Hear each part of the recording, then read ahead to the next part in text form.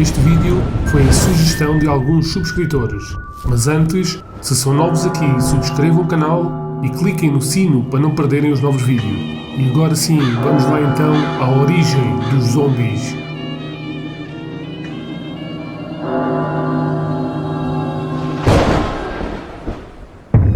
Zombies, verdade ou ficção?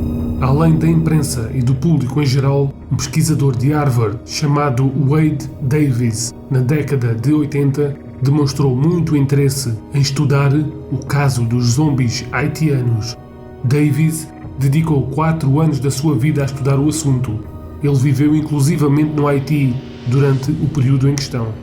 As suas conclusões foram registadas em 2 livros, A Passagem da Escuridão, de 1988, e A Serpente e o Arco-Íris, de 1986. Ganhou uma adaptação para o cinema, logo no ano seguinte, pelas mãos do diretor-realizador Wes Craven.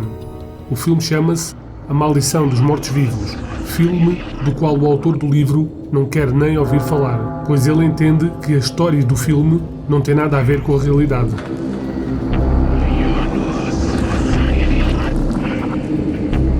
Warren diz que o que os feiticeiros voodoo ou bokor, como são localmente chamados, fazem, nada tem de misticismo, macumba ou feitiçaria.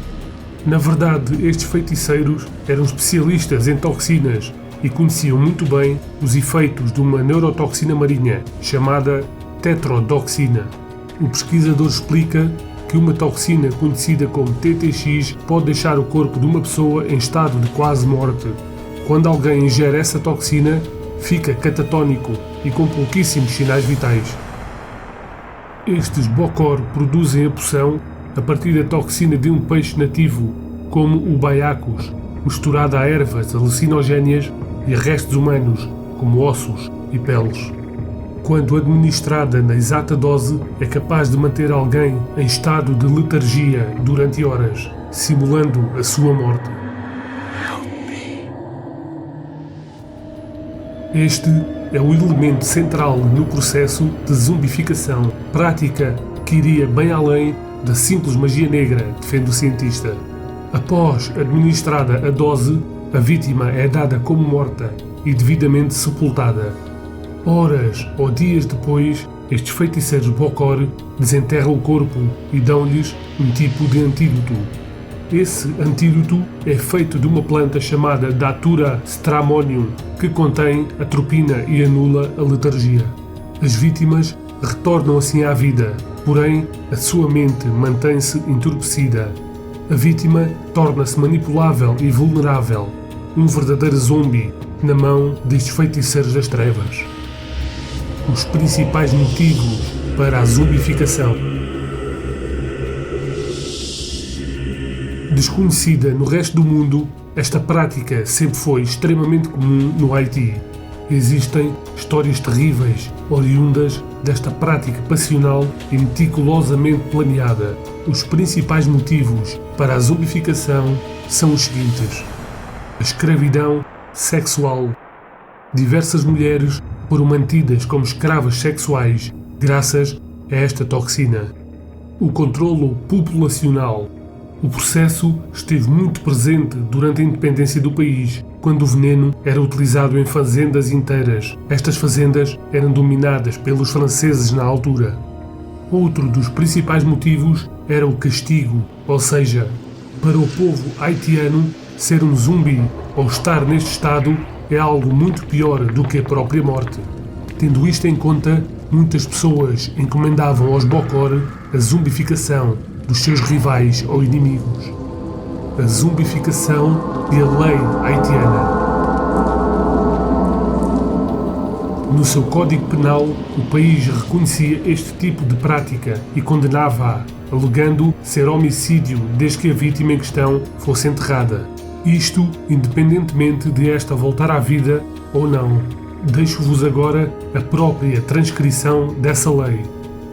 É considerado tentativa de homicídio o uso que pode ser feito a qualquer pessoa de substâncias que, sem causar a morte, produz o mais ou menos prolongado coma letárgico.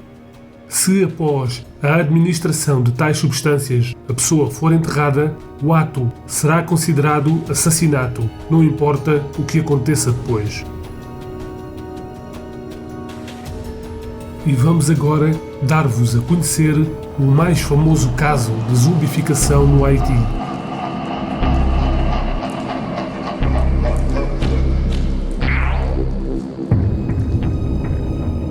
O haitiano Clarvius Narcisse ficou muito doente em 1962, tendo vivido momentos de febre, dores intensas e relatado a sensação de mosquitos a perfurar a sua pele. Isto sem falar na extrema dificuldade que sentia para respirar. Ele foi então levado para o hospital, onde foi atendido por 2 médicos, mas pouco tempo depois foi declarado morto. O velório foi breve e o enterro foi logo realizado. No entanto, Narcisse disse que nunca tinha morrido de verdade. O que aconteceu foi que ele acordou meio perturbado dentro de um caixão quando estava a ser enterrado. O haitiano acredita que foi envenenado e vítima de algum tipo de feitiço. Na noite seguinte, ele foi exumado por um xamã voodoo e levado a um lugar desconhecido. Depois disso, Narcisse afirma ter se tornado um escravo, sendo forçado a trabalhar dia e noite numa plantação de cana-de-açúcar. Todos os dias, ele e os outros presos recebiam a mesma mistura que os transformavam em trabalhadores zumbis.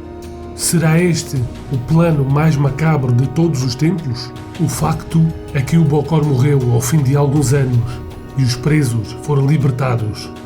Narcisse afirma ter passado 18 anos andando pelas cidades e pelas ruas do país à procura da sua família.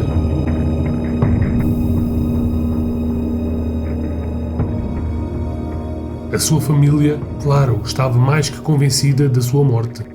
Num dia como tantos outros, enquanto vagueava por uma aldeia, a sua irmã reconheceu-o.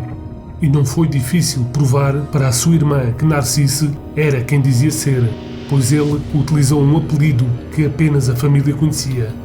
Já chegado à sua casa, os vizinhos também reconheceram Narcisse e logo um médico psiquiatra foi chamado para ajudar a entender o acontecido. O haitiano, sem qualquer dificuldade, respondia a todas as perguntas pessoais e familiares. Quando a confirmação chegou oficialmente que Narcisse era quem dizia ser, a imprensa internacional logo apareceu para cobrir toda a história. Era uma história muito interessante e bizarra.